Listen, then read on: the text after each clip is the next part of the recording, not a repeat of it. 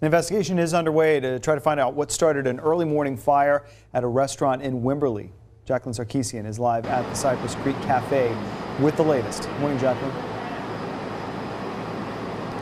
Good morning, Dave. The Wimberley Fire Chief just spoke with us. He says the cafe is a total loss, and right now 90% of the fire is contained. They're currently working to put out the hot spots. If you take a look next to me, Wimberley Fire Department is still here on scene now. Chief Carol Zikas also says the fire started in the kitchen, most likely from a hot air explosion, which means a buildup of gases. The fire started around 2 o'clock this morning at the Cypress Creek Cafe. It's located in the Wimberley Square, which is really the heart of the town. When I spoke with the mayor, he says the owner and his wife both lived on top of the cafe, and by the time the fire alarm went off, they barely made it out. When they did make it out safely, the cafe was fully engulfed in flames. They lost a few pets, but luckily no other injuries have been reported. The mayor also says it's a strange coincidence when this fire happened.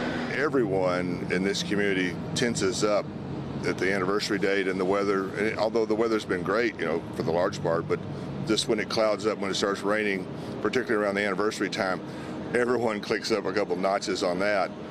And I'm sure by last night, we'd all breathed a sigh of relief. And now this happens, and to such a part of a hard part of our culture and our institution that we work from here. It's a hard loss.